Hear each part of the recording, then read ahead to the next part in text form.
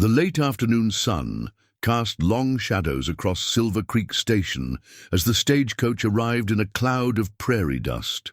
Among its weary passengers stepped Margaret Sullivan, a mail-order bride whose dreams were as vast as the Texas horizon. Her emerald eyes, bright with hope, took in the wooden buildings and dirt streets of what she prayed would be her new home. But hope, like the setting sun, can fade quickly in the West. One by one, potential suitors turned away, their judgment as harsh as the frontier itself. Through bitter tears, she began packing her meager belongings, ready to return east in shame, until fate arrived on horseback. Jackson Wheeler's reputation preceded him, cattle baron, horse whisperer, a man who built an empire from nothing. But it was his eyes that changed everything. They saw past surfaces to souls, beyond appearances to truth. What secrets would this unlikely pair discover beneath the vast Texas sky? Before we jump back in, tell us where you're tuning in from.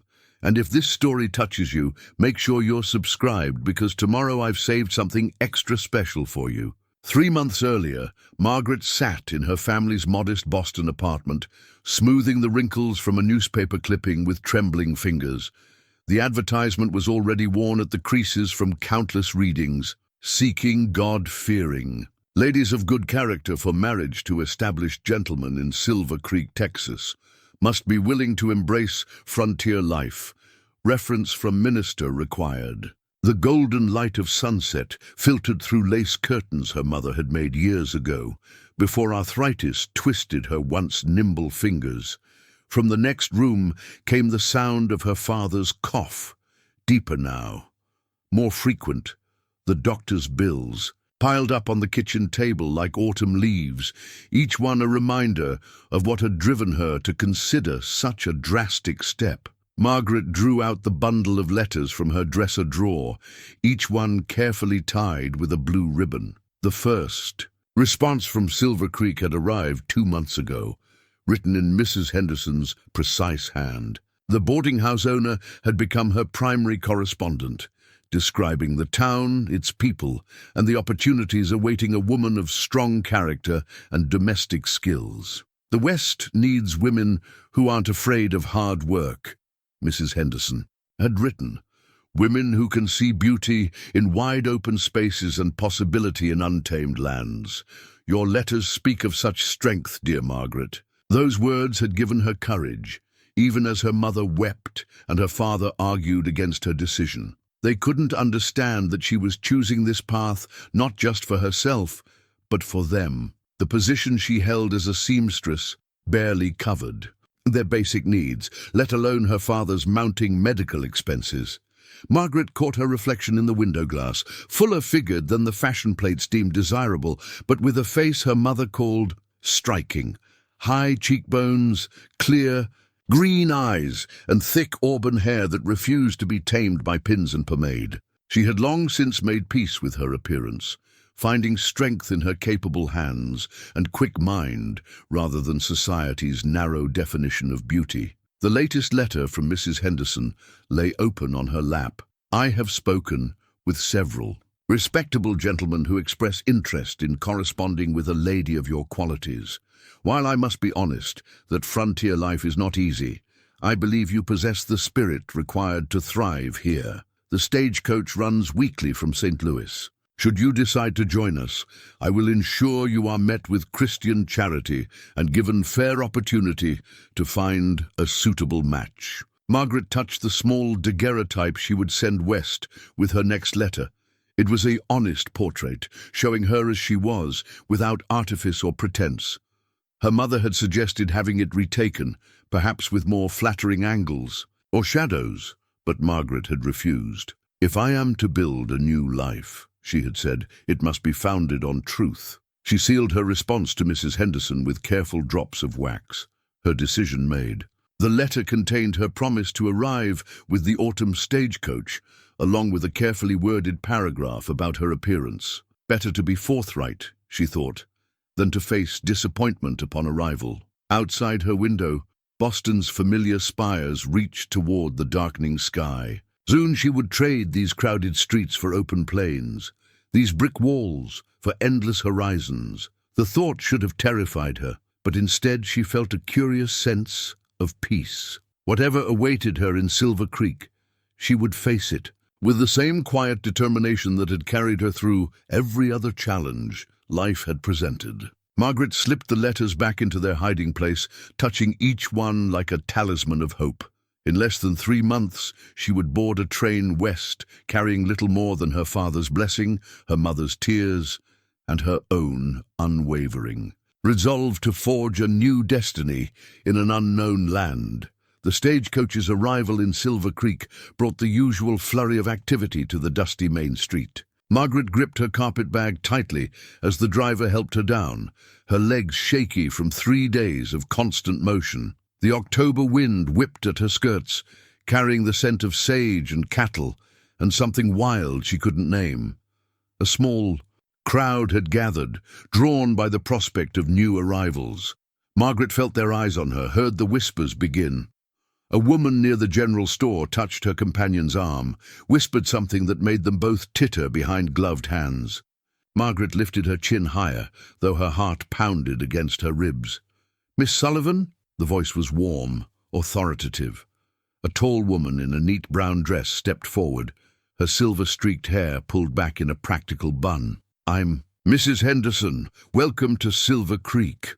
The boarding house owner's firm handshake and direct gaze matched the forthright tone of her letters. She dismissed the curious onlookers with a stern look, then guided Margaret toward a 2-story building, with fresh white paint and green shutters. "Don't mind them," Mrs. Henderson said quietly. "Small towns run on gossip like steam engines run on coal. They'll find something new to whisper about soon enough." The boarding house interior was immaculate, smelling of beeswax and fresh bread. Mrs. Henderson led Margaret to a small but cheerful room on the 2nd floor, its window overlooking the street below. "I know it's not what you're used to in Boston," she began, but Margaret cut her off with a warm smile. "It's perfect," she said, and meant it. The clean simplicity of the room felt like a fresh start, unburdened by memories or expectations. That evening, over a supper of chicken and dumplings, Mrs. Henderson introduced Margaret to Silver Creek's other residents. There was Miss Abigail Porter, the schoolteacher, thin as a rail and sharp-eyed as a hawk. Mr. James Tucker, the telegraph operator, who blushed to his ears whenever anyone spoke to him directly. And the widow Chen, who ran the laundry and spoke little but saw everything. "3 gentlemen have expressed particular interest in meeting you," Mrs. Henderson said later, as they sat in the parlor with cups of chamomile tea. "Mr. Peterson, the banker, Mr. Collins, who owns the Mercantile, and Mr. Whitaker, the owner of the Silver Creek Register." Margaret nodded, trying to quell the nervous flutter in her stomach. "When will I meet them?" "They'll call tomorrow, one at a time." Mrs. Henderson's eyes were kind but practical. "I should warn you, Miss Sullivan, men out here can be direct in their assessments. Try not to take it personally if they find me wanting." Margaret's smile held a trace of irony. "I assure you, Mrs. Henderson, I harbor no illusions about my appearance or my prospects." The older woman studied her for a long moment. "You know, Miss Sullivan, I've hosted 17 mail-order brides in this house over the past 5 years. Some were prettier than you, some plainer, some found husbands within days, others took months, but I've never met one with quite your strength of character." Margaret slept fitfully that night, dreaming of Boston spires that turned into endless prairie grass. In the morning, she dressed with particular care in her best grey wool dress, pinning her unruly hair into a modest style that emphasized her eyes rather than her full cheeks. The town was already alive with activity when she looked out her window. Cowboys rode past on rangy horses, their spurs jingling. A wagon loaded with timber creaked down the street. Children raced past on their way to school, their shouts carrying on the crisp autumn air. This could be home, she thought, if only... A knock at her door interrupted her reverie. Mrs. Henderson stood there, her expression carefully neutral. "Mr. Peterson is here to call, Miss Sullivan. Shall I show him up?" Margaret squared her shoulders, smoothed her skirts one final time. "Yes, she said firmly. "I'm ready." She wasn't ready for the look in his eyes when he saw her, the barely concealed disappointment that would become all too familiar in the days ahead. Mr. Peterson's visit lasted exactly 7 minutes. He barely touched the tea Mrs. Henderson served, made no attempt at conversation beyond the most perfunctory pleasantries, and departed with a curt bow and mumbled excuse about urgent bank business. The carefully written marriage contract in his breast pocket remained there, unmentioned and unoffered. Margaret sat very still after he left, her tea growing cold in its delicate china cup. Mrs. Henderson busied herself straightening the already neat impala, giving her guest a moment to compose herself. "Well," Margaret said finally, her voice steady despite the burning in her throat, "I suppose that's one down." Mr. Collins, the mercantile owner, at least had the courtesy to stay for a full cup of tea. He asked intelligent questions about her experience with bookkeeping and household management, but his eyes never quite met hers, fixing instead on a point somewhere over her left shoulder. When he left, his relief was palpable. The worst was Mr. Whitaker from the newspaper. He arrived in a suit too fine for the frontier, reeking of bay, rum, and ambition. His gaze travelled over Margaret like a merchant assessing damaged goods. "You understand," he said, not unkindly, "that as the newspaper's publisher, my wife must be presentable, a social leader. The ladies of Silver Creek look to her for guidance in matters of fashion and deportment." "Of course," Margaret replied, her fingers twisting in her lap beneath the cover of her handkerchief. "I wouldn't wish to damage your standing in the community." That evening, she unpacked her trunk properly for the first time since arriving. Each item held memories, the practical dresses she'd sewn herself, the daguerreotype of her parents, her mother's well-worn Bible. At the bottom lay a sealed envelope, containing her return ticket to Boston, her father's insistence, despite their limited means. "Just in case," he'd said, pressing it into her hands at the station.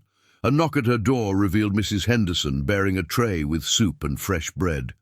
"You missed supper," she said simply, setting it down on the small writing desk. "Margaret," tried to smile. "I'm not very hungry." "Eat anyway." Mrs. Henderson's tone brooked no argument. She sat in the room's single wooden chair while Margaret obediently spooned up the soup. "There are other men in Silver Creek," she said after a while. "Not as wealthy, perhaps, but—" "Please," Margaret interrupted softly.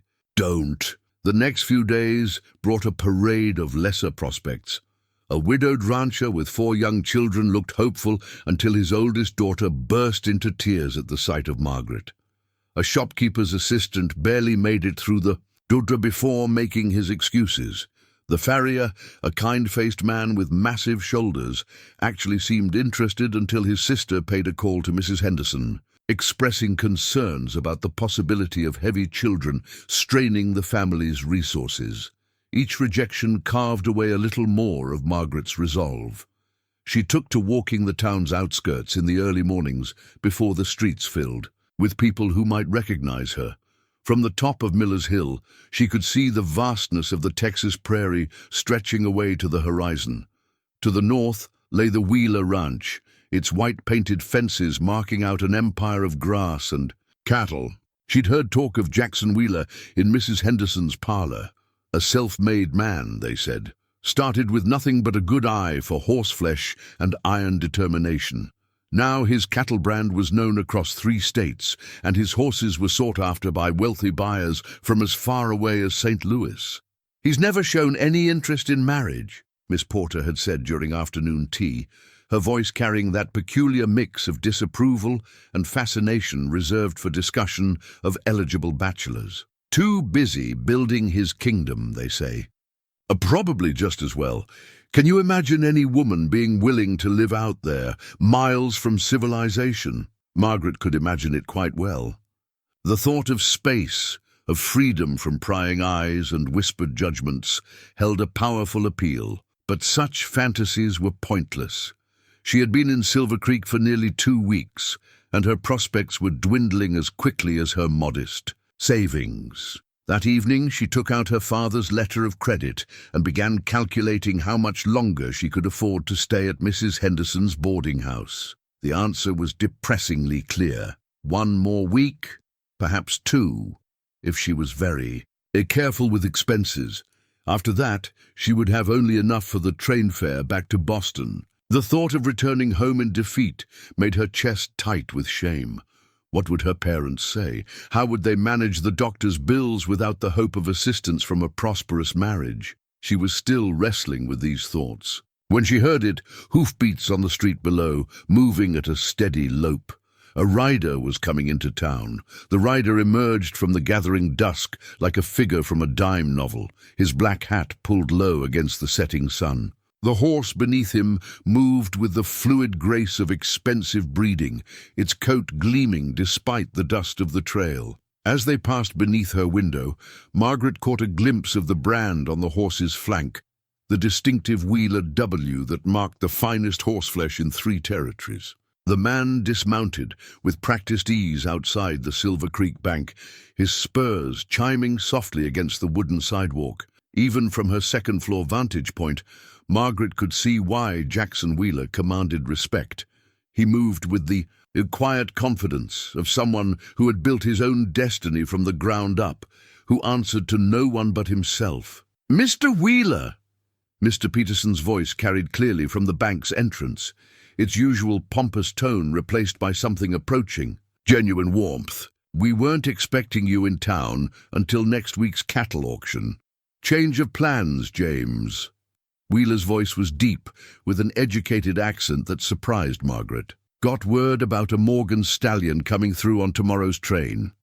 Thought I'd take a look myself instead of sending my foreman." Their conversation continued, but Margaret's attention was drawn to the horse. It stood quietly, unbound by any tether, obviously too well trained to need one. Its conformation was perfect, strong. Shoulders, deep chest, powerful hindquarters. Without thinking, she found herself analyzing its gait potential, remembering the horses she'd helped train at her uncle's stable in Vermont during happier summers of her youth. "Beautiful animal, isn't he?" Margaret started. During her contemplation of the horse, Wheeler had finished his business and now stood looking up at her window, his face shadowed by his hat brim. This close, she could see that his features were weathered by sun and wind, marked by lines that spoke of both laughter and determination. His eyes were unexpectedly kind. "The Morgan bloodline," she said, fighting the urge to step back from the window. "You can see it in the arch of the neck and the way he carries his tail." Something like interest flickered across Wheeler's face. "You know horses? I used to help train them before." She stopped, suddenly conscious of her position as a failed mail-order bride, speaking from a boarding house window to the territory's most successful rancher.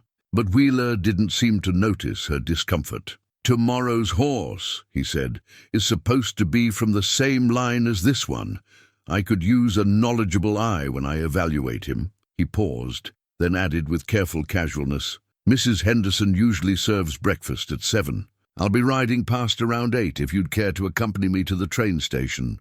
Before Margaret could form a response, he touched the brim of his hat and swung back into the saddle. Horse and rider disappeared into the deepening twilight, leaving her to wonder if the entire encounter had been a product of her imagination. Mrs. Henderson's knock barely registered through her daze. The older woman entered with fresh towels, took one look at Margaret's face, and set the linens down with a knowing smile. "I see you've met Mr. Wheeler. He wants me to look at a horse with him tomorrow." Margaret turned from the window. "Why would he ask me? He doesn't even know me." Mrs. Henderson's eyes were shrewd. Jackson Wheeler didn't build the largest ranch in the territory by being a poor judge of character. If he asked for your opinion, it's because he sees something worth valuing. She straightened the towels with precise movements. "Though I will say, in all the years I've known him, I've never heard of him asking anyone's advice about horseflesh." Before, later that night, lying in her narrow bed, Margaret found herself remembering the way Wheeler had looked at her. Directly, without the flinching assessment she'd grown used to from the town's men. He'd seen her knowledge before her appearance, her capability before her size. It was just about the horse, she told herself firmly, a simple business matter. But as she drifted off to sleep, she couldn't quite suppress a flutter of hope in her chest, small but persistent, like a bird beating its wings against a storm. Margaret rose before dawn, taking extra care with her appearance. She chose her blue wool dress, practical enough for horses, but with subtle embroidery at the collar that brought out her eyes. Her hair she plaited in a crown around her head, secure enough to withstand wind and riding. Mrs. Henderson's breakfast was a quiet affair, broken only by the clink of silverware and Miss Porter's pointed comments about proper ladies not riding astride. Margaret focused on her eggs and toast, conscious of the pending hour. Precisely at 8, hoofbeats sounded outside. Margaret stepped onto the boarding house porch, heart thundering beneath her composed exterior. Jackson Wheeler sat atop a different horse today, a sturdy bay mare with intelligent eyes. "Miss Sullivan?" He touched his hat brim. "I took the liberty of bringing Daisy for you. She's steady as summer sunshine and smart enough to make us both look good." The mare's tack was quality. Leather well-oiled and maintained. Margaret approached slowly, letting Daisy catch her scent. The horse nickered softly, turning to regard her with gentle interest. "She's lovely," Margaret said, running expert hands down the mare's legs, checking her conformation. "Quarter-horse dam with maybe some Cleveland Bay further back?" Wheeler's eyebrows rose slightly. "Most folks don't spot the Cleveland Bay. My father brought her grandsire over from England when I was a boy." He dismounted smoothly, moving to help her up, then paused. "You'll want to ride aside, I expect." Margaret hesitated only a moment. "Actually, if it's all the same to you, I prefer astride for working with horses. Hard to evaluate movement from a side saddle." A ghost of a smile touched his lips. "Practical woman." He adjusted the stirrups with practiced efficiency, then offered his hand. Margaret gathered her skirts and mounted with the ease of long practice, settling comfortably into the well-worn saddle. They rode in companionable silence through town, ignoring the stares and whispers that followed their passage. Outside the town limits, Wheeler led them off the main road onto a narrow trail that wound through stands of mesquite and cedar. "Your uncle's stable," he said finally. "Where was it?" "Vermont, near Burlington." The morning air was crisp, carrying the scent of sage and prairie grass.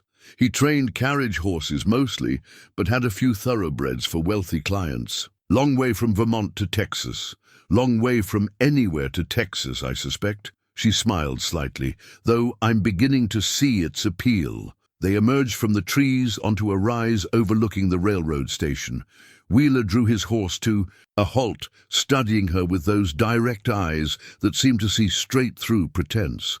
"Why did you come, Miss Sullivan? Really?" The question should have felt intrusive, but somehow didn't. "Because sometimes duty and dreams point in the same direction." She met his gaze steadily. "My father is ill. The doctors in Boston are expensive. And I wanted more.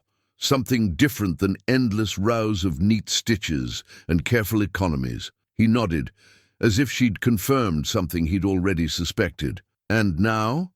After 2 weeks of Silver Creek's famous hospitality? Now I have exactly 8 days to find a miracle, or I'll be heading back to those neat stitches with my tail between my legs." The train whistle sounded in the distance, a long, mournful note. Wheeler turned his horse toward the station. "Well, then, Miss Sullivan, let's go see about that miracle." The Morgan Stallion proved everything Margaret had hoped, and more than Jackson Wheeler had expected. She'd spotted the slight favoring of its left hind leg that the seller tried to dismiss as travel stiffness, potentially saving Wheeler hundreds in veterinary bills down the line. Her quiet suggestions about testing its response to commands had revealed both intelligence and a willing temperament beneath its spirited exterior. "Course of rest and gentle exercise," she'd said confidently, running knowing hands down the horse's cannon bones. "A month, maybe 2, and he'll be sound as A bell. Good bloodlines show through given time and proper care. Now riding beside Wheeler toward his ranch, Margaret couldn't help but wonder if he'd heard the echo of her own situation in those words. The Wheeler ranch spread out before them like a kingdom from a fairy tale. White-painted fences stretched toward the horizon, enclosing emerald pastures where horses grazed in the late morning sun. The main house rose from a gentle hill, not the crude cabin she'd expected, but a handsome two-story structure of dressed stone with wide verandas and tall windows. "My father built the original cabin," Wheeler said, noting her expression. Added, "On bit by bit as the herd grew. My mother always said a proper house meant we were here to stay." Workers called greetings as they rode past the outer buildings. Margaret noted the well-maintained barn, the tidy bunkhouse, the forge sending up smoke signals of industry. Everything spoke of prosperity, built on attention to detail and hard work. "Mr. Wheeler," a weathered man in his 50s, emerged from the barn, leading a chestnut mare. "Wasn't expecting you back, so—" His voice trailed off as he spotted Margaret. "Tom, this is Miss Sullivan. She just saved us from making an expensive mistake with that Morgan." Wheeler dismounted, moving to help Margaret down before she could protest. "Miss Sullivan, Tom Matthews, my foreman for 15 years. The foreman's handshake was careful but genuine. "Any friend of the boss is welcome here, especially one who knows horses." He gestured to the mare he was leading. "Maybe you'd care to look at Sugar here. Been favoring her right front since Tuesday, but I can't find the trouble." Wheeler started to intervene, but Margaret was already moving forward, greeting the horse with gentle hands and quiet words. "May I?" At Tom's nod, she ran practiced fingers down the leg in question, noting the mare's reactions. "Ah, here." She pressed lightly just above the hoof. "Feel that slight heat? Could be the beginning of an abscess. Soaking in Epsom salts. Twice daily should draw it out before it becomes serious." Tom's eyebrows rose appreciatively. "Been saying for years we need someone with a proper eye for horsekeeping." He shot a meaningful look at his employer before leading Sugar back to the barn. "He's not wrong," Wheeler said quietly. "Ranch this size needs more than just cowboys. Needs someone who can see the small things before they become big problems." He paused, seeming to choose his next words carefully. "Would you like to see the rest?" The next hour passed in a blur of introductions and discoveries. The kitchen garden, tended by Mrs. Martinez, who provided meals for the ranch hands. The spring house where wheels of cheese aged on cedar planks. The nursery paddock where a new foal tottered on spindly legs beside its watchful dam. In every face, Margaret saw the same thing, respect for Wheeler, tempered with genuine affection. This was no kingdom ruled by fear or mere money. This was a community, bound together by shared purpose and mutual regard. "You've built something remarkable here," she said as they paused by the main corral. A dozen yearlings frolicked inside, showing off bloodlines worth a small fortune. "Built it from scratch," Wheeler agreed, his voice distant with memory. "First horse I bought was a broken-down cavalry mount nobody else would touch. Nursed him back, trained him up, sold him for enough to buy 2 more, then 4, then 8. He turned to face her fully. "Thing about building from nothing, Miss Sullivan, makes a man appreciate folks who see value where others don't." The weight of his gaze made her breath catch. Before she could respond, a dinner bell rang from the main house. "Stay," he said. "Share a meal. Meet the rest of the family." At her startled look, he smiled. "Ranch this size, everyone who works. Here is family in one way or another." Margaret knew she should refuse. Proper ladies didn't dine unchaperoned at bachelor ranches. But looking at the warmth in his eyes, the quiet acceptance in his manner, she found herself nodding. "I'd like that very much, Mr. Wheeler." "Jackson," he corrected gently. "Think it's time you called me Jackson." The ranch hand's dining room hummed with conversation and the clatter of plates. Margaret sat beside Jackson at the long oak table, acutely aware of curious glances cast her way. Mrs. Martinez's cooking filled the air with the aroma of beef stew and fresh-baked bread, hearty fare for people who worked from sunup to sundown. "Pass the biscuits, Miss Sullivan." Tom Matthews smiled warmly from across the table. And maybe share that story about the Morgan stallion? Boys could learn something about proper horse evaluation. Before Margaret could respond, a commotion erupted outside. Young Jimmy, one of the stable boys, burst through the door, his face pale. Wild mustangs in the north paddock. Got in with the yearlings. Jackson was on his feet instantly, others following. How'd it get through the fence? Storm last night must have weakened the post. He's riling up the whole herd, sir. Margaret followed them out, her heart racing. The north paddock was chaos. A magnificent black mustang, all fury and untamed. Power, sending the valuable yearlings into a panic. Ranch hands were gathering ropes, but in the confined space, there was real danger of injury to both horses and men. Without thinking, Margaret kicked off her shoes and hiked up her skirts, securing them quickly. Before anyone could stop her, she slipped through the fence rails. "Miss Sullivan," Jackson's voice carried equal parts concern and command. "Get back!" But Margaret was already moving, her bare feet silent on the packed earth. Her voice, when she spoke, was soft, but carried across the paddock. "Easy now, beautiful. Easy there." The mustang's ears flicked toward her, nostrils flaring. He wheeled, preparing to charge, but Margaret stood her ground. She began to hum, an old lullaby her mother used to sing. Her body language relaxed and unthreatening. "That's right," she murmured. "Nothing to fear here. Just you and me having a quiet talk." The horse snorted, pawing the ground. Margaret continued humming, taking one small step forward, then another. The yearlings, sensing the change in energy, began to calm. "Your mother must have been something special," she said conversationally to the mustang. "I see Andalusian in your bearing. Probably came north with the Spanish herds. Such proud bloodlines shouldn't end in fear and fighting." She was close enough now to see the whites of his eyes, the trembling of his muscles. One wrong move, and he could easily kill her. But Margaret kept humming, kept talking, her voice a gentle thread drawing him in. "My uncle had one like you," she continued. "Everyone said he was devil-spawned. Turned out he just needed someone to listen, to see, pass the fear to the heart beneath." The mustang's breathing slowed. His head lowered slightly, more curious now than threatening.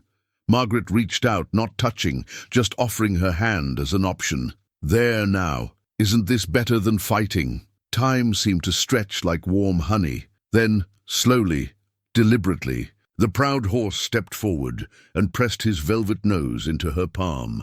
A collective breath released from the watchers at the fence. Margaret heard Jackson's voice giving quiet orders, getting the yearlings to safety, bringing a halter. But she stayed focused on the mustang, maintaining the fragile connection until the immediate crisis passed. Only when the horse was safely secured did she become aware of her state. Skirts hitched up, feet dirty, hair escaping its pins. She turned to find Jackson watching her with an expression she couldn't quite read. "I apologize for the impropriety," she began, but he shook his head. "Miss Sullivan," he said slowly, "I've seen veterans with 30 years' experience who couldn't have handled that better." He stepped closer, lowering his voice. "Where did you learn that technique?" "My uncle's stable. We specialized in difficult cases." She smoothed her skirts down, trying to regain some dignity. "People would bring their unmanageable horses to us. Usually, they just needed patience, understanding, and a woman's touch." His eyes held a glimmer of something that might have been admiration. "Sometimes." She met his gaze steadily. "The proudest creatures often respond best to gentleness. Force just makes them fight harder." Jackson glanced at the now calm mustang, then back to her. "Reckon there's wisdom in that, beyond just horses." Around them, the ranch hands were returning to their interrupted dinner, but not before Margaret caught the looks of respect on their weathered faces. She had passed some test she hadn't known she was taking. "You should join us again tomorrow," Jackson said as they walked back to the house. "Got some other horses I'd value your opinion on." Margaret smiled, understanding the offer for what it was. Not just employment, but acceptance.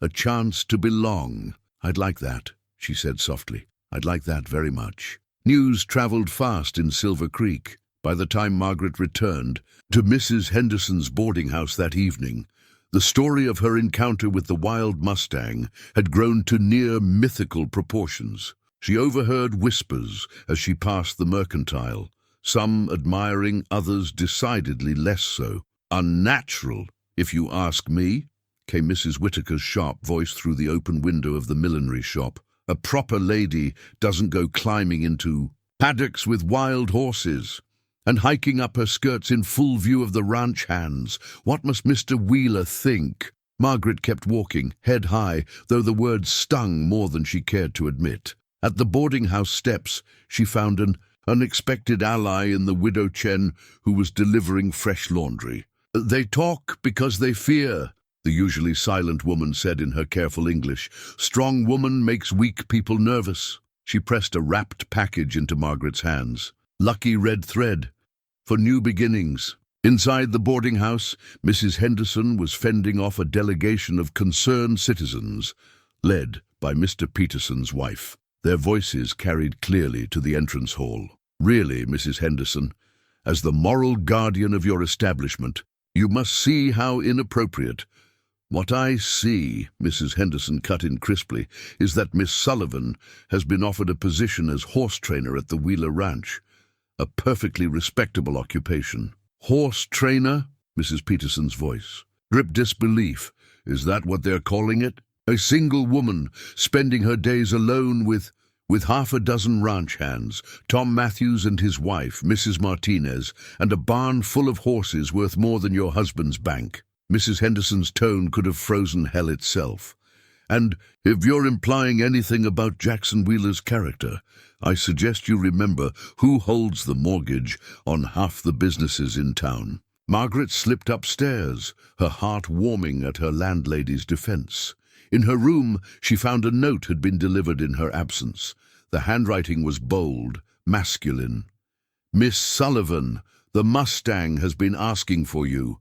Perhaps you'd consider taking breakfast at the ranch tomorrow. Mrs. Martinez makes excellent apple hotcakes. J.W." She was smiling at the note when another knock came. Miss Porter entered without waiting for a response, her thin face pinched with concern. "Margaret, dear, I feel it my Christian duty to warn you." The schoolteacher perched on the edge of the chair like a bird about to take flight. "People are talking. Your reputation—" "My reputation," Margaret interrupted quietly. "You mean the reputation I had when I arrived? When every man in town took one look at me and decided I wasn't worth courting? That reputation." Miss Porter flushed. "I'm only thinking of your future.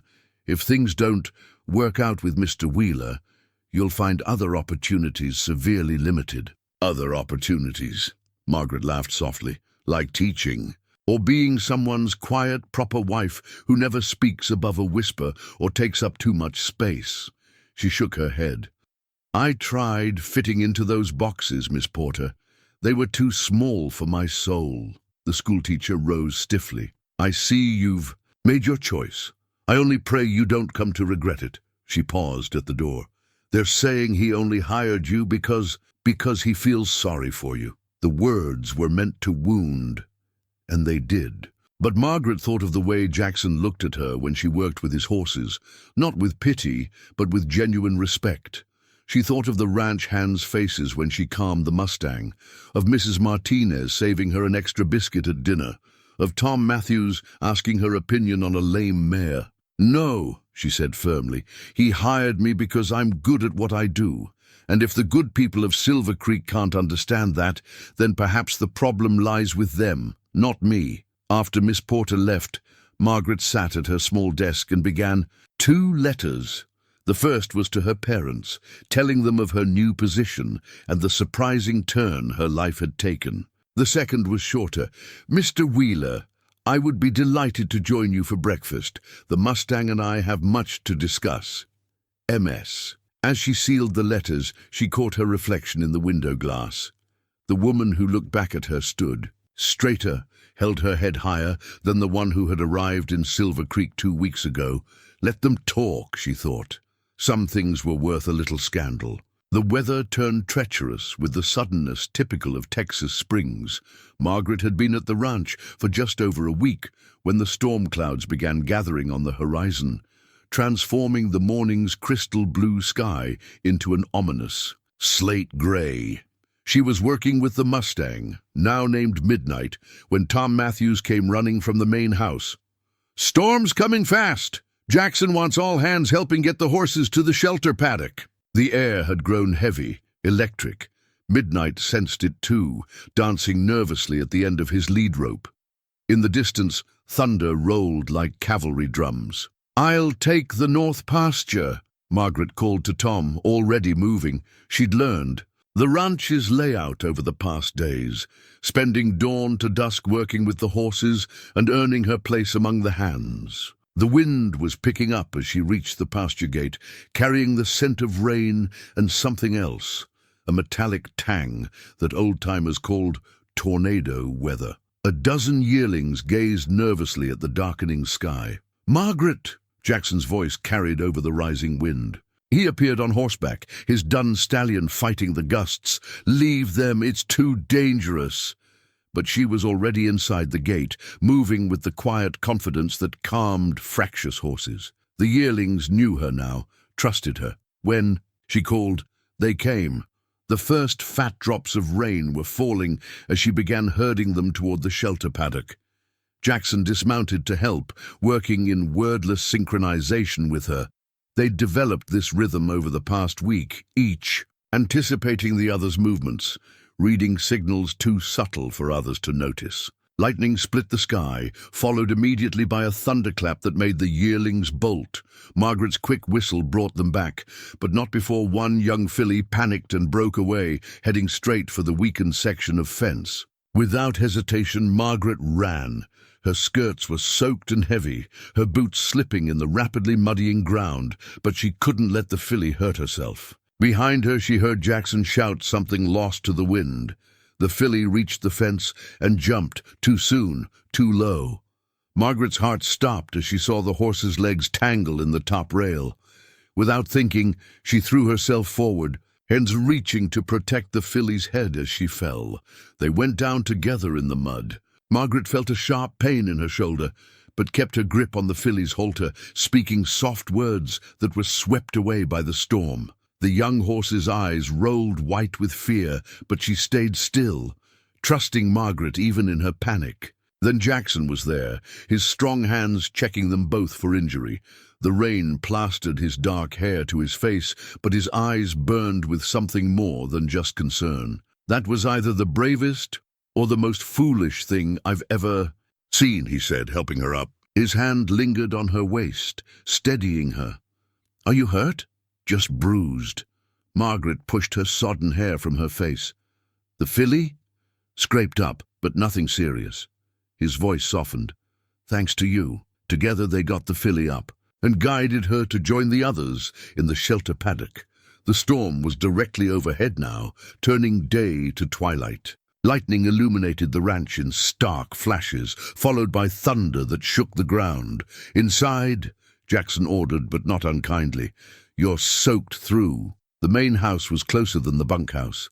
He led her to the kitchen door, where Mrs. Martinez took one look at them and began clucking in rapid-fire Spanish. Before Margaret could protest, she was whisked upstairs to change into borrowed dry clothes, while her own were set to dry by the fire. When she came back down, she found Jackson in his study, also changed, building up the fire. He turned at her. Entrance, and something flickered in his expression at the sight of her in simple cotton dress and shawl, her damp hair falling loose around her shoulders. "You could have been killed today," he said quietly. "The filly could have been killed." Margaret met his gaze steadily.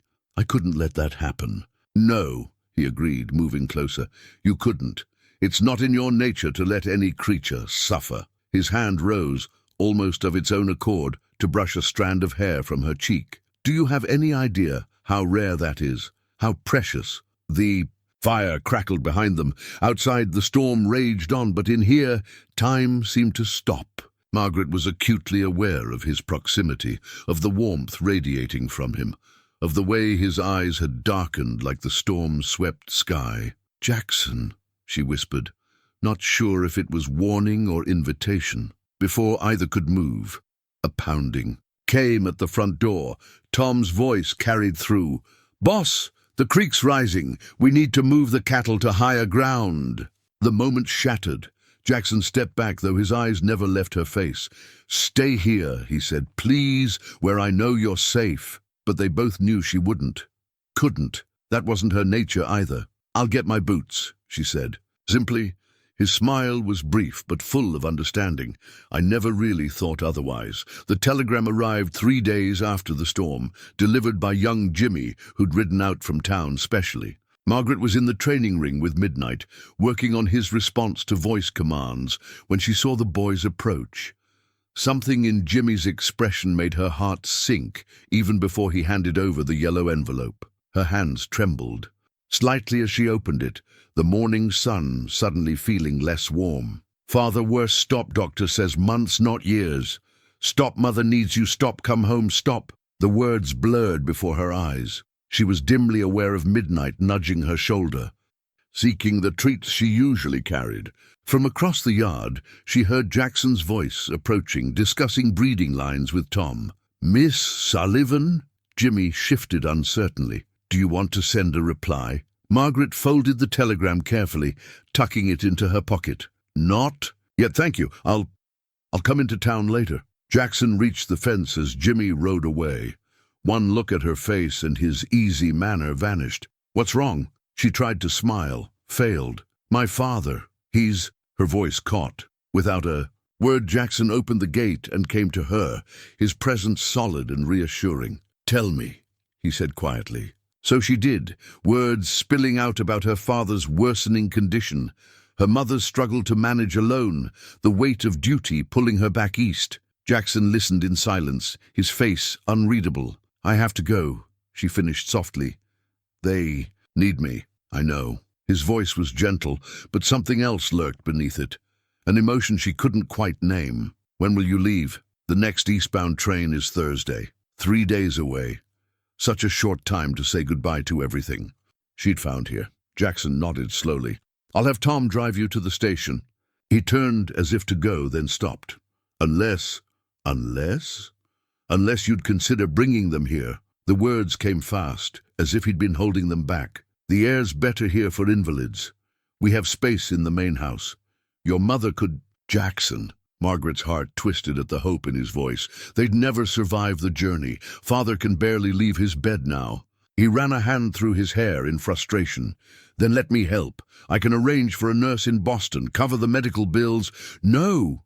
The word came out sharper than she intended. "I mean, thank you, but no. This is my responsibility. My family." "And what are we?" The question hung in the air between them. Jackson stepped closer, his voice dropping. "What am I to you, Margaret?" She couldn't meet his eyes, afraid of what she might see there, or what he might see in hers. "You're my employer, is that all?" The morning breeze carried the scent of sage and leather, so uniquely him, it made her chest ache. "It's all I can allow you to be right now." His hand rose as if to touch her face, then fell back to his side. "You'll come back?" "I don't know." The honest answer hurt them both. Father could linger for months. Mother will need help after, and the medical bills will be considerable. Jackson's voice had gone carefully neutral. More than a horse trainer's salary could cover. The implication was clear. In Boston, she could return to seamstress work, taking in extra sewing to help pay the doctors, or "Mr. Whitaker's offer still stands," she said quietly. "He made that clear in church on Sunday. A publisher's wife would have the means to help her family. And that's what you want?" There was an edge to his voice now.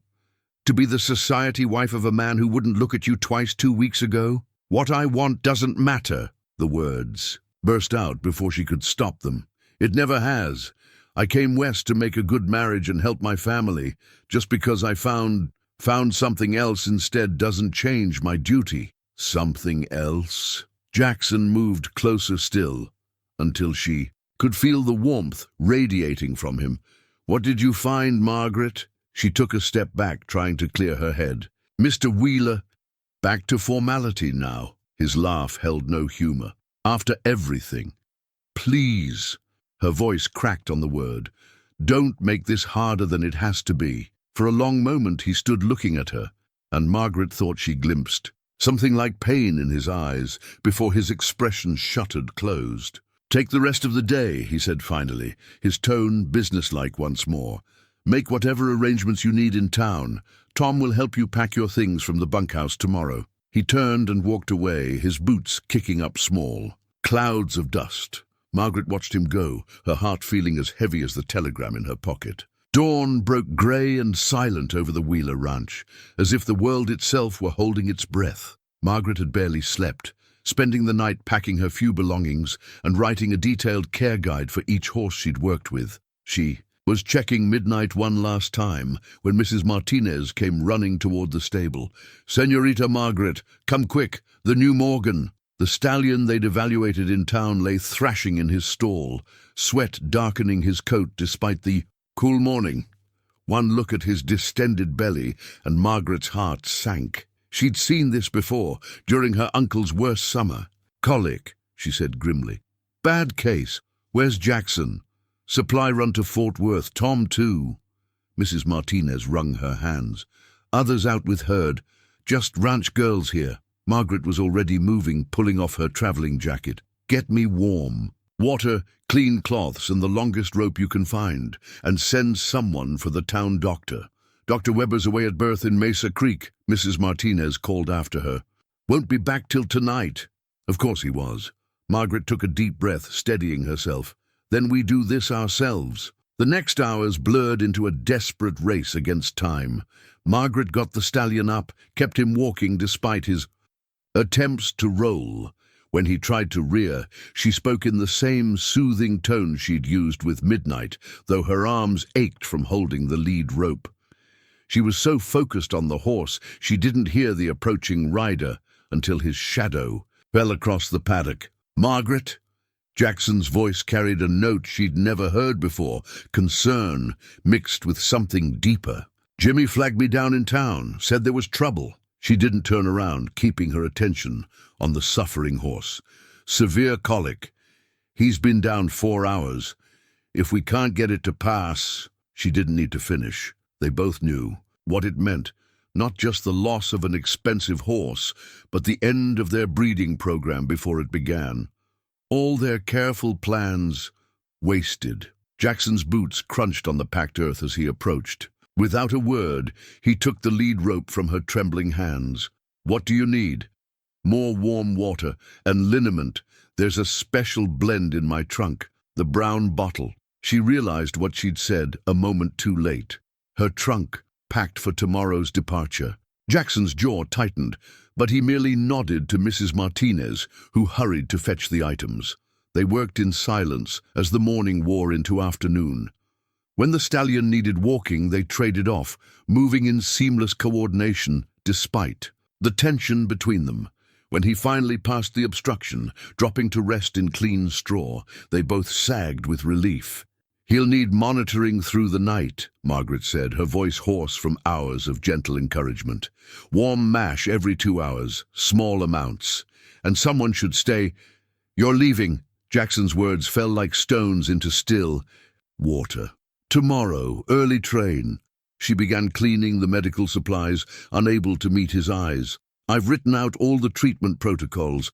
Mrs. Martinez can..." "Damn it, Margaret!" The burst of emotion made her jump. Jackson ran a hand through his hair in frustration. "You just saved a horse worth more than most men make in a year. You've transformed our training program, gained the respect of every hand on this ranch. And you're just going to walk away? For what, to be some newspaperman's trophy wife?" "You know why," she whispered. "Do I?" He stepped closer, and suddenly she could smell leather and sage and everything she was trying so hard to leave behind. "Because from where I stand, you're running away. Not towards something, but from it. That's not fair." Her voice cracked. "My family needs me, and I need you." The words hung in the air between them. Jackson took another step, close enough now that she had to tip her head back to meet his gaze. The ranch needs you. Unless you don't feel it too, this thing between us. Tell me I'm imagining it, Margaret. Tell me you feel nothing when I'm near. Tell me your heart doesn't race when I say your name." She closed her eyes against the truth in his. "Please don't." His hand came up to cup her cheek, calloused palm gentle against her skin. "Look at me. If you can look me in the eye and say you feel nothing, I'll let you go. I'll drive you to the station myself." Margaret stood frozen, torn between duty and desire, between the life she owed her family and the one her heart yearned for. Behind them, the rescued stallion nickered softly. A pounding of hooves interrupted the moment. Tom's voice carried from the yard. "Boss, telegraph from Fort Worth. You're gonna want to see this." Tom dismounted in a cloud of dust, waving a yellow telegram. His expression was unreadable as he handed it to Jackson. "Came from your banker in Fort Worth. Said it couldn't wait." Margaret watched Jackson's face as he read, saw the color drain from it. Without a word, he thrust the telegram at her, turning to stare out across the paddocks. "Sullivan and Sons, Stables, Stop, Burlington, Vermont. Stop requesting reference for Margaret Sullivan. Stop, daughter of former owner Thomas. Sullivan query." Her hands began to shake. "How did they—" "Keep reading." Jackson's voice was rough. "Records. Show stable, sold to J. Wheeler Enterprises, 1870. Stop current status and well-being of Sullivan family requested. Stop urgent reply needed." "Stop, I don't understand." But even as she said it, memories began to surface. The strange familiarity of some of Jackson's training techniques. The way he'd known about the Cleveland Bay bloodlines. And hadn't her uncle mentioned a quiet young man who'd bought the stable after father's accident? "5 years ago," Jackson said quietly, still not looking at her, "I was expanding east, looking for good breeding stock, solid bloodlines. Found this stable in Vermont. Owner had been injured, could barely walk. But his horses," he shook his head, "finest I'd ever seen. Father's accident." Margaret's voice seemed to come from far away. "The fall that started everything. He didn't want to sell. Said it was his daughter's inheritance. But the medical bills." Jackson finally turned to face her. "I bought it at full price, more than full price. Meant to keep him on as manager, but he was too proud. Moved to Boston instead. All this time." The telegram crumpled in Margaret's fist. "You knew who I was. You knew about my family." "Not at first. Sullivan's a common name. But when you mentioned your uncle's stable, started showing techniques I'd only seen there." He took a step toward her. "I had my banker investigate. The telegram only confirmed it." "So what was this?" Heat flooded her cheeks. "Guilt? Pity? Trying to make amends by hiring the poor ruined gentleman's daughter? Margaret, is that why you never—" Her voice caught. "All those moments when I thought you might. Was it just guilt? Guilt?" Something sparked in his eyes. "You think I offered you a job out of guilt? You think I've been fighting these feelings, watching you with my horses, seeing you bloom here because of guilt?" He closed the distance. Between them in 2 strides, hands coming up to frame her face. "I bought your father's stable because I saw its worth. I hired you because you're brilliant with horses. And I've been falling in love with you because you're the strongest, most remarkable woman I've ever known." Margaret's heart stopped at the word love. "Jackson, let me help them," he said urgently. "Not out of guilt, not out of duty, but because they're your family and you love them and I love you. You can't just—" "I can. I do." His thumbs brushed away tears she hadn't realized were falling. "Your father's stable isn't just another property to me. It's part of what built all this." He gestured to the ranch around them. "Let me restore it. Let me give him back his life's work. Give your mother back her home. Not as charity, but as a partnership. With you. With me. Marry me." The words were simple, direct. "Not because you need help for your family. Not because I need a horse trainer. Marry me because what we have, this connection, this understanding, is worth building a life on." Margaret looked up into his eyes, seeing past the successful rancher to the young man who'd recognized the worth of a failing stable, who'd tried to help her family even before he knew her, who'd seen her worth when no one else had. "Yes," she whispered. Behind them, Midnight nickered softly as if in approval. Word of their engagement spread through Silver Creek like wildfire. By sunset, Margaret could see riders approaching the ranch, the town's self-appointed moral committee, no doubt, led by Mrs. Peterson and Mrs. Whitaker. "Let me handle this," Jackson said, watching from his study window. But Margaret placed a hand on his arm. "No, we face it together." They met the delegation on the front porch, standing shoulder to shoulder. Mrs. Peterson didn't waste time on pleasantries. "Mr. Wheeler, surely you can't be serious about this arrangement." She spoke as if Margaret weren't present. After all, the girl came here as a mail-order bride. What will people say? "They'll say I'm the luckiest man in Texas." Jackson's voice was steel wrapped in silk. "If they know what's good for them." Mr. Whitaker stepped forward, his publisher's instinct smelling a story. "Come now, Wheeler. We all know what this looks like. A wealthy rancher, a desperate woman with a sick father." "Careful." Jackson's warning was soft, but carried clearly in the evening air. "You're speaking about my future wife." "Exactly our point." Mrs. Peterson's voice rose shrilly. "Your position in society demands certain standards, and Miss Sullivan, while no doubt very good with horses, hardly meets—" "I am right here," Margaret interrupted quietly. All eyes turned to her. "And I can speak for myself."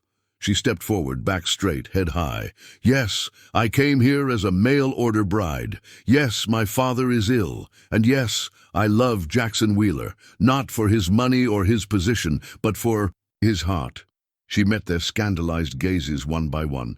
"As for society's standards, I've seen what they're worth in this town. The same people who judged me wanting 2 weeks ago now fear I'm somehow trying to rise above my station." "But surely—" "You must see," Mrs. Whitaker began, "your reputation—" "My reputation," Margaret laughed softly. "The reputation that had you all turning up your noses at me, that reputation—" She felt Jackson's hand slip into hers, warm and supporting. "I'll tell you what I see. I see people so afraid of anything different that they'd rather believe in scandal than love. I see a town so bound by appearances that they've forgotten how to look into hearts." "Well," Mrs. Peterson drew herself up, "if that's how you feel, don't expect to be welcomed in proper society." "Proper society?" Jackson's quiet voice cut through the tension. "The same society that depends on my business to survive. The same proper ladies who'll find their mortgages suddenly due if they don't show my wife every courtesy. Are you threatening us, Mr. Wheeler?" "Not at all." His smile was dangerous. "Simply clarifying the social order you seem so concerned about." After they'd gone, Margaret turned to him. "You shouldn't have said that. About the mortgages." "Why not? It's true." He drew her close. "Besides, did you really want to attend their tea parties?" "No, but—" She sighed against his chest. "I don't want to cause problems for you. Your position here—" "My position?" Jackson tipped her chin up. "My position is beside you. Everything else is just details. Even when the newspaper runs, 'It's scandal piece tomorrow,' let them. Though I doubt they will." His eyes held a glint of amusement. "Whitaker's not fool enough to risk his advertising revenue. And speaking of newspapers," he pulled a telegram from his pocket. "This came while they were here, from Boston." Margaret's heart jumped. "Father, better than we thought. Doctor says he could travel with proper care. I've arranged a private rail car. They can be here within 2 weeks." Tears sprang to her eyes. "Jackson, I told you, partnership." He brushed away a tear with his thumb. "Though we should probably wait to tell your father I'm the one who bought his stable, at least until after the wedding." Despite everything, Margaret found herself laughing. "Coward." "Strategist," he corrected, pulling her closer.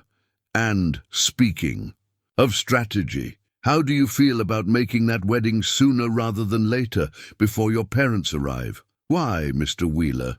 She smiled up at him. Are you trying to avoid giving my father a chance to object? More like trying to avoid giving this town any more reason to gossip. His eyes softened. And because I don't want to waste another day pretending I'm just your employer. Margaret's answer was to rise on tiptoe and kiss him. Mrs. Henderson's face lit up when Margaret entered the boarding house. "There's my girl." She embraced Margaret warmly, then held her at arm's length. "Let me look at you. Happiness becomes you, child." "I've come to give notice," Margaret began, but the older woman waved her off. "Nonsense. This will always be your home in town. Now, tell me everything." She steered Margaret toward the parlor. "Though I must say, tongues are wagging something fierce about the speed of this wedding." "Let them wag." Margaret settled into her favorite chair. "Jackson thinks, and I agree, that a quick, quiet ceremony is best, before my parents arrive." "Wise man." Mrs. Henderson poured tea with practiced grace. "Though I don't imagine you'll get your wish about the quiet part. Not with every family from here to Fort Worth angling for an invitation." She was right. Despite their hopes for simplicity, the Wheeler name carried too much weight to avoid. Some ceremony.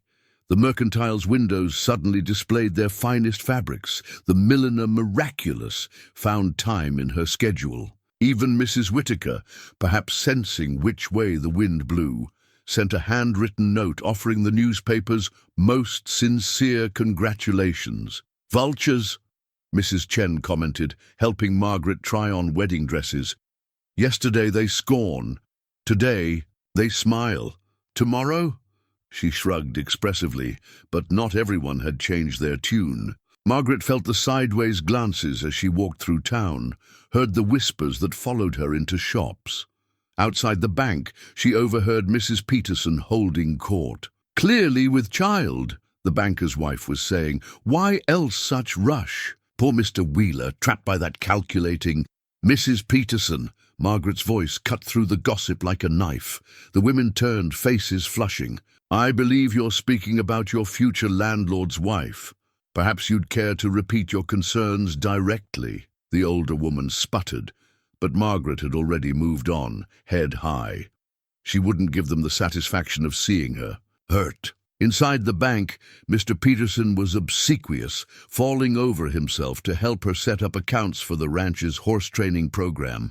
"We're so pleased to be handling the Wheeler business," he said, the same man who dismissed her 2 weeks ago. "And may I say, you'll make a lovely bride." "Thank you," Margaret replied coolly. "Though I'm exactly the same woman you found so unsuitable earlier this month. Fascinating how money changes one's perspective, isn't it?" She left him stammering and red-faced. The dress fitting was another battlefield. The seamstress, clearly caught between competing social pressures, suggested something slimming, perhaps in black. "White," Margaret said firmly, "with silver threading and seed pearls." She met the woman's eyes in the mirror. "To match my horses." Word of her quiet defiance must have reached the ranch, because when she returned that evening, Jackson was waiting on the porch, a proud smile playing at his lips. "I heard you've been putting the town in its place. Does it bother you?" She let him help her down from the buggy. "That I'm not being more diplomatic? Bothers me that you have to deal with them at all." He drew her close, uncaring of who might see. "We could still elope. And miss seeing Mrs. Peterson's face when I walked down that aisle." Margaret smiled against his chest. "Not a chance." His laughter rumbled through her. "That's my girl." Then more seriously, "Letter came from your father." Margaret's heart jumped. "And he's pleased about the marriage, says he'd been worried about you out here alone." Jackson's voice held a hint of mischief. "Interesting that you didn't mention exactly who you were marrying. I thought it best to explain in person." She looked up at him. "Are you nervous?" "About telling your father I'm the man who bought his stable?" He pretended to consider. "Let's just say I'm glad I healing that Morgan stallion to offer as a peace offering." They stood together as the sun set, painting the ranch in shades of gold and promise. From the paddock, midnight nickered a greeting. "2 more days," Jackson said softly. "Then nothing can separate us." But even as Margaret leaned into his embrace, A rider was approaching Silver Creek from the east, carrying news that would test their love one final time. The rider arrived just as twilight was fading into night. Margaret and Jackson were reviewing plans for converting part of the stable into a breeding nursery when Tom knocked on the study door. "Boss, someone here from Burlington. Says it's urgent." The man who entered wore city clothes, travel-stained but clearly expensive. His manner was that of someone used to being heard. "Mr. Wheeler," he barely glanced at Margaret, "I'm Edwin Porter, representing the Eastern Valley Railroad. We've been trying to reach you." Jackson's expression remained neutral.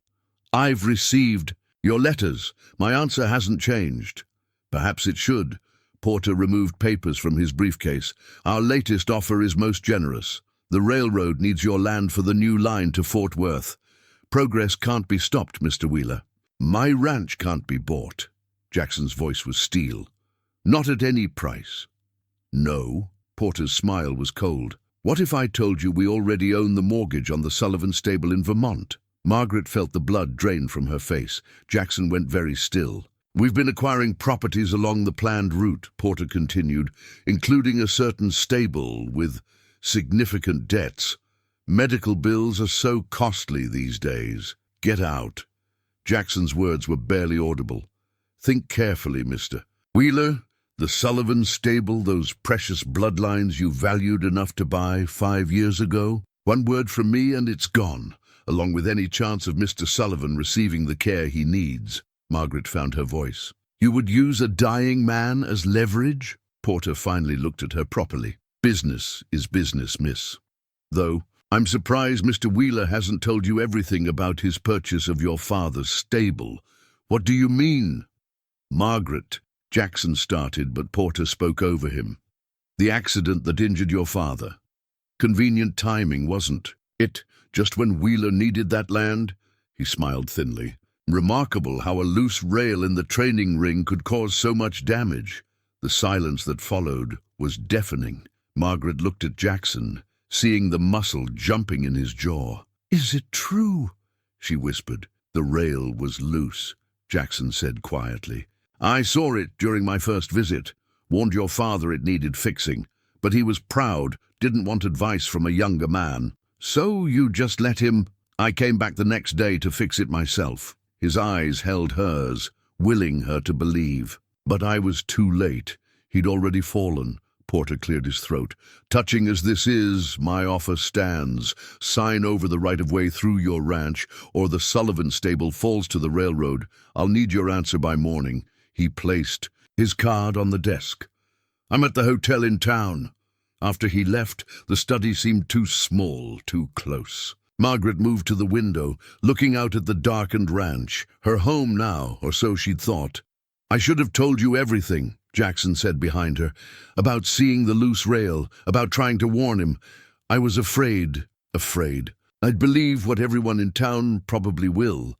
Her voice sounded strange to her own ears.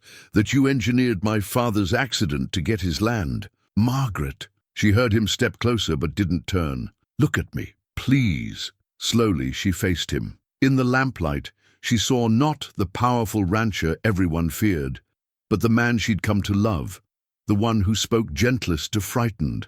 Horses, who knew every worker's family by name, who'd seen worth in a too-plump mail-order bride when no one else had. "I have never," he said softly, "in my entire life, wanted anything the way I want a life with you. But if you have any doubt, any question in your heart about my part in your father's accident, then we stop this now. I'll sign the railroad's papers, save your father's stable, and let you go." Margaret studied his face, the face she'd woken up thinking about every morning since that first meeting.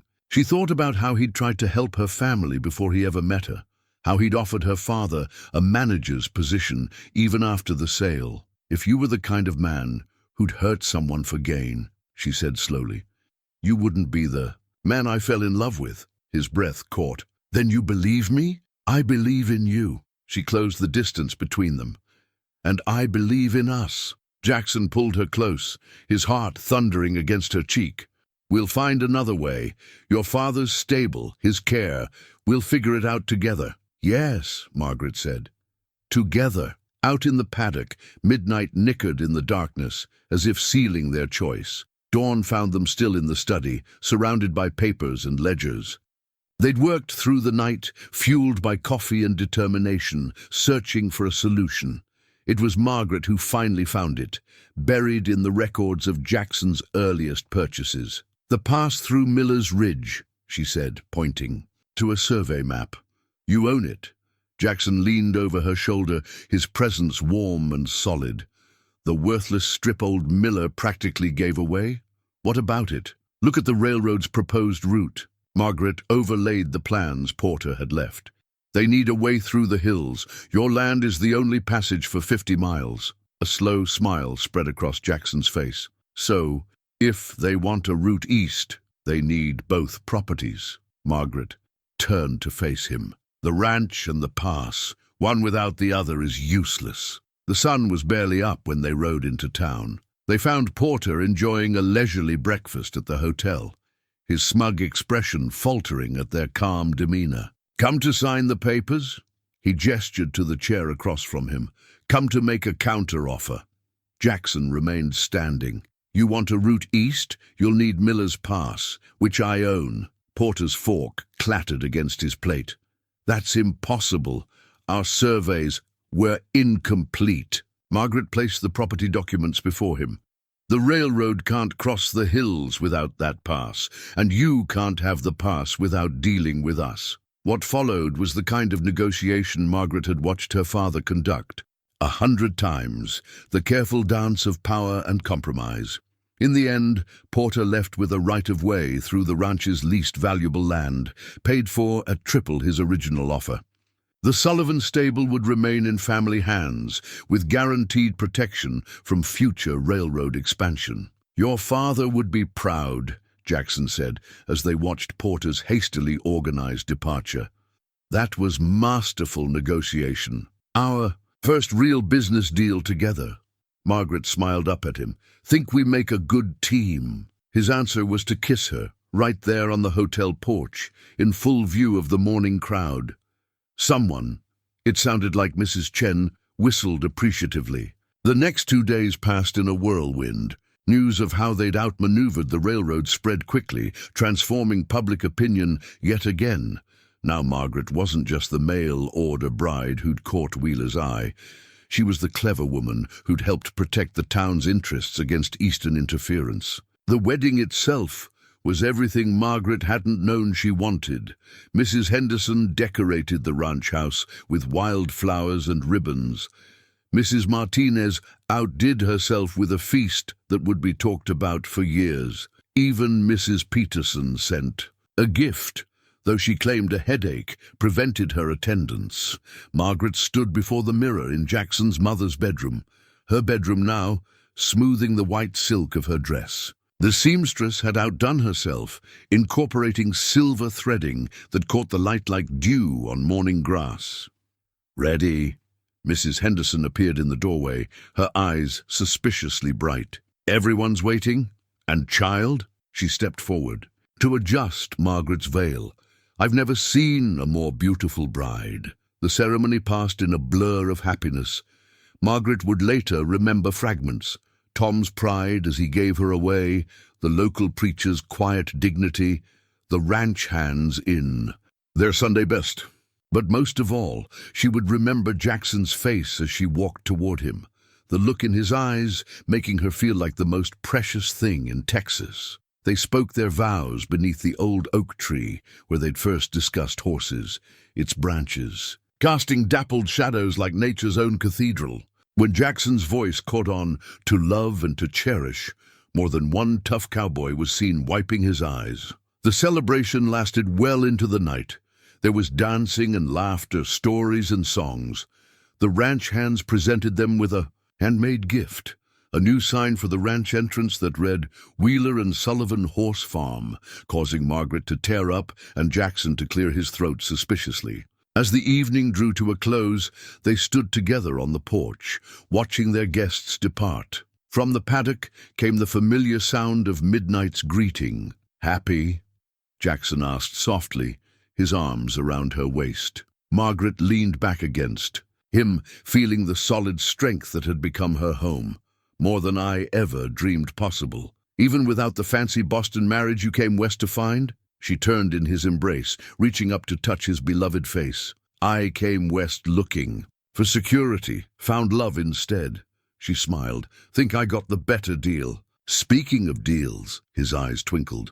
Wait until your father hears who really bought his stable. Margaret laughed. Don't worry, I'll protect you. I'm counting on it. He drew her closer.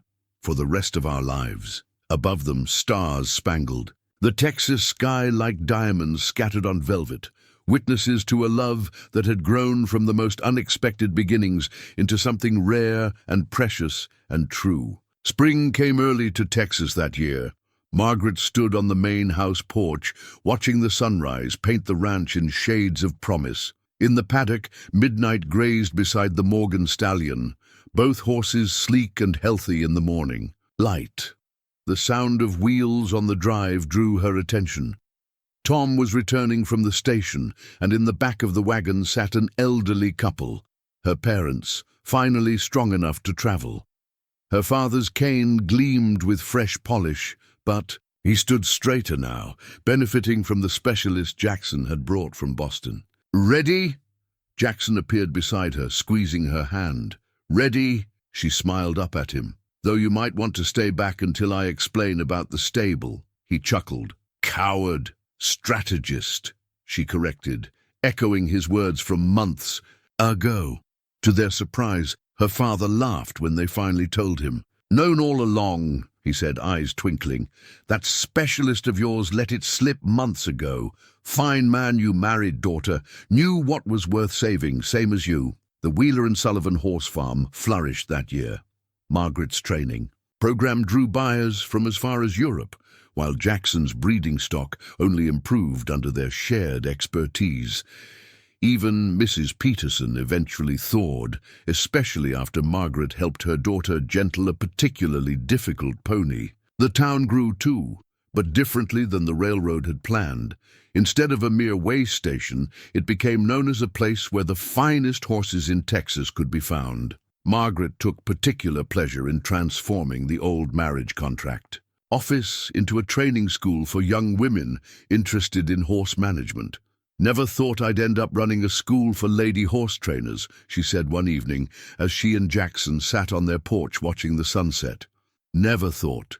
I'd find everything I needed in a mail-order bride, he replied, pulling her close.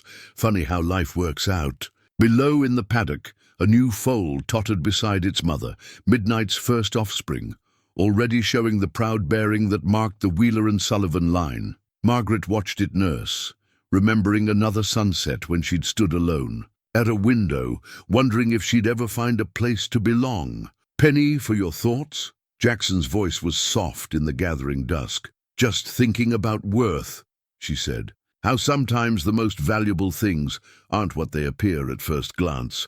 A seemingly worthless pass through the hills, a failed mail-order bride, a wild Mustang nobody wanted. Speaking of Midnight, Jackson smiled.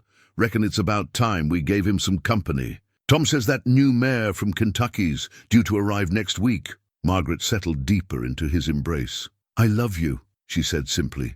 Love you too. He kissed her temple. My perfect match. As darkness fell over the ranch, stars began to appear, the same stars that had witnessed their first meeting, their growing love, their triumph over adversity. But now they shone down on a legacy built on partnership, understanding, and the kind of love that sees past surfaces to the true, worth beneath.